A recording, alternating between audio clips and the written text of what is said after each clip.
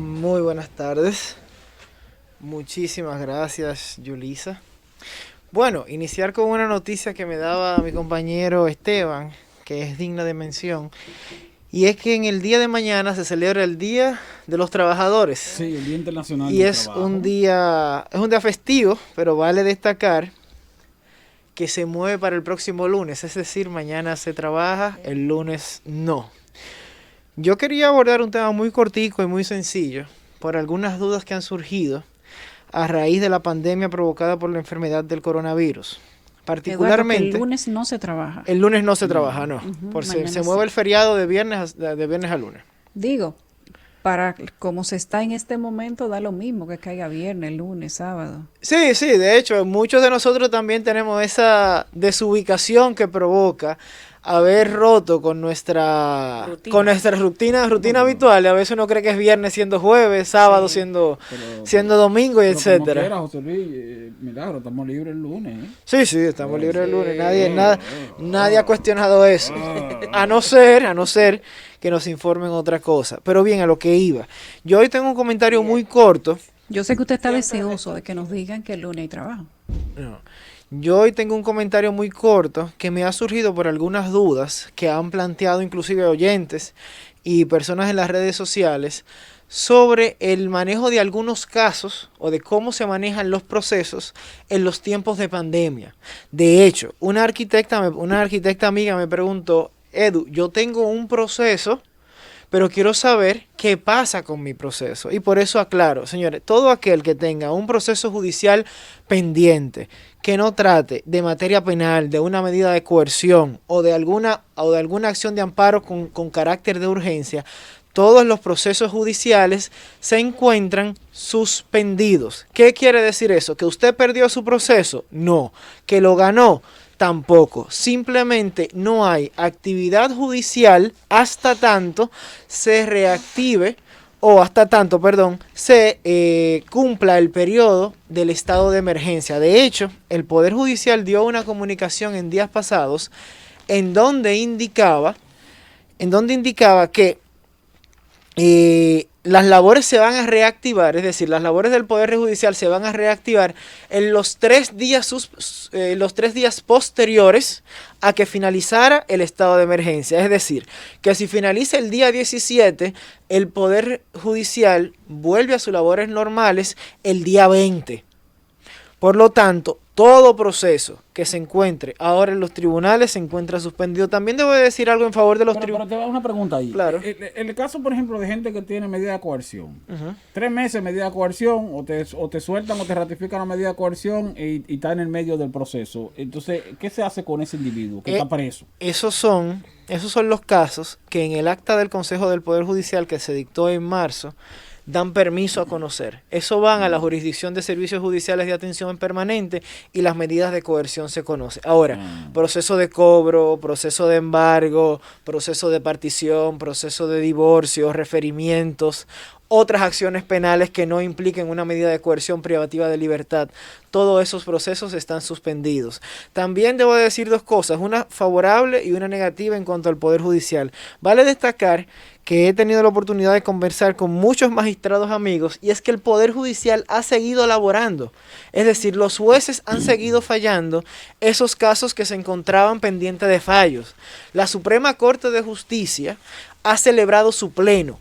Celebrar pleno quiere decir que todos los jueces se han reunido a tomar una decisión, tanto las salas como todos los jueces de la Suprema Corte de Me Justicia. imagino que eso ha ayudado a A descongestionar, a porque des- como no están entrando nuevos casos y sí hay muchos acumulados. Exactamente. De hecho, en el día de ayer hablé con una de las magistradas civiles de los tribunales civiles de primera instancia aquí en el Distrito Nacional y me dijo que durante la cuarentena ha tenido la oportunidad de fallar 200 expedientes. Wow. Y es una magistrada muy responsable, o sea que yo se lo creo.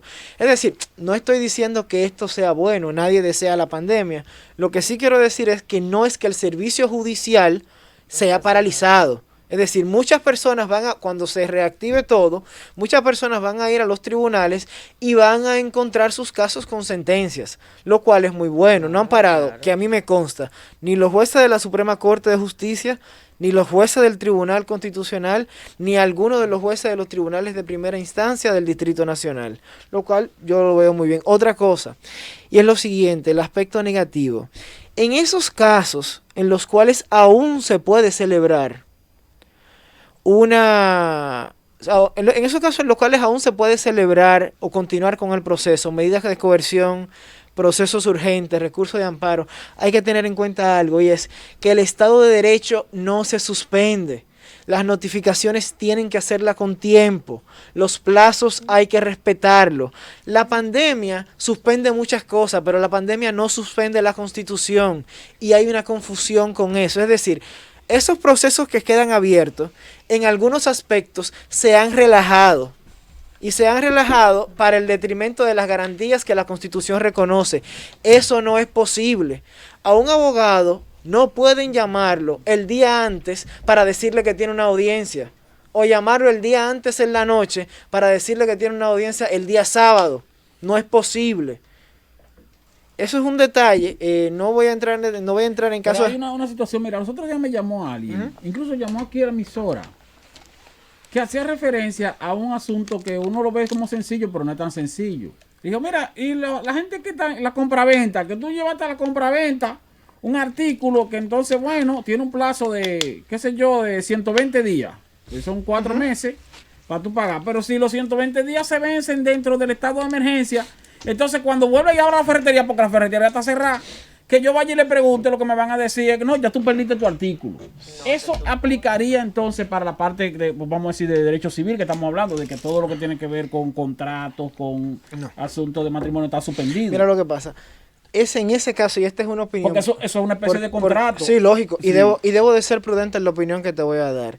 En este momento, nadie tiene la palabra absoluta por algo muy sencillo. Esta es la primera pandemia que se da de este nivel que afecta a la República Dominicana, o sea, con tanta profundidad, y no tenemos jurisprudencia al respecto. ¿Qué quiere decir que no tenemos jurisprudencia?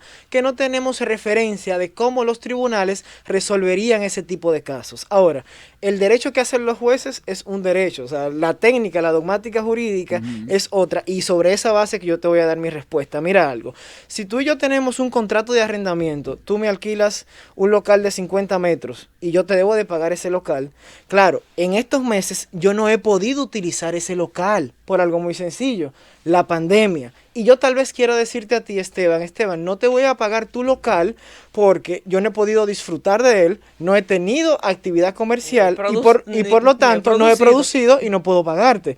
Tú también me vas a decir a mí, pero Eduardo, yo no soy el causante de la pandemia. Yo no soy el causante de que el Poder Ejecutivo haya dictado tal o cual medida. Es decir, yo no me puedo ver afectado. Así es que funciona normalmente en derecho. Sin embargo, y ahí viene la figura de fuerza mayor. Y ahí viene el problema, y no necesariamente la fuerza mayor, pero esa fuerza mayor, fíjate, que no es imputable ni al acreedor ni al deudor, como normalmente no lo es. Es un hecho externo al contrato sobre el cual no se predijo nada. Lo que quiere decir también, sinalagmáticamente hablando, para guardar el equilibrio económico, que ni tú puedes cargar con todas las consecuencias de la fuerza mayor, ni yo tampoco. ¿Me entiendes? Entonces, ahí viene lo que sería la posibilidad de negociación, de renegociación o una demanda en renegociación sobre la base de la buena fe. ¿Qué pasa? Yo no te incumplí por una falta imputable a mí.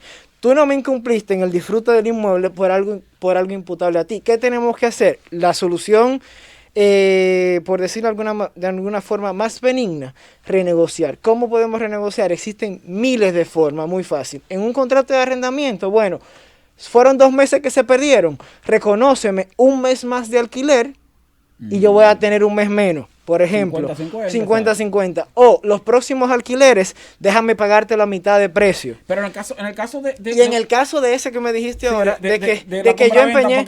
Ahí está el tema de que, por ejemplo, por poner un ejemplo claro, porque hay artículos que a veces son de muy alto costo. Sí. Entonces, bueno, mira, es que se vence el día, qué sé yo, el día 30 de abril, que es hoy. Estamos en un estado de emergencia por ley.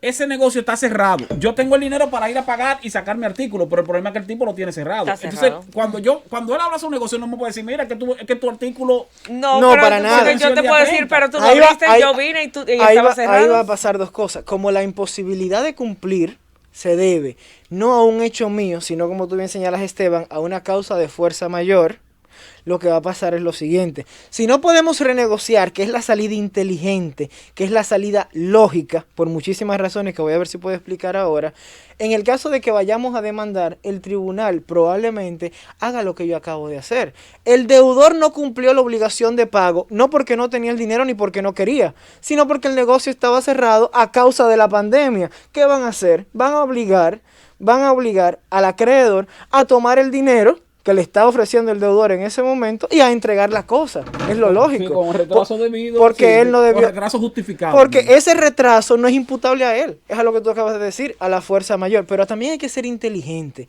Y no todo debe de llevarse a los tribunales. Fíjate en algo.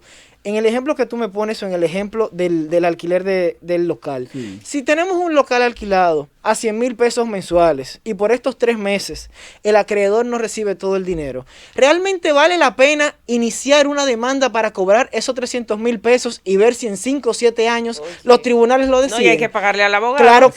Claro que no, sale peor. Por lo siguiente, vas a durar 7 años para cobrar, 5 o 7 años para cobrar esos 300,000 pesos. Vas a gastar en abogado y por última, que ya nos vamos, vas a perder el inquilino. Mejor, quédate con ese inquilino, construye una relación de confianza, pierde 150,000 pesos en lo inmediato y gánate tal vez los millones de pesos que te vas a ganar manteniendo el contrato de alquiler. Porque eso también hay que verlo. Es algo que se va a dar con mucho ahora. No porque todo hay muchos negocios están cerrados, lógico, que son rentados, los locales. No todo hay que llevarlo a los tribunales. Este es un país con un alto índice de litigiosidad y es precisamente por eso, porque no vemos formas alternativas.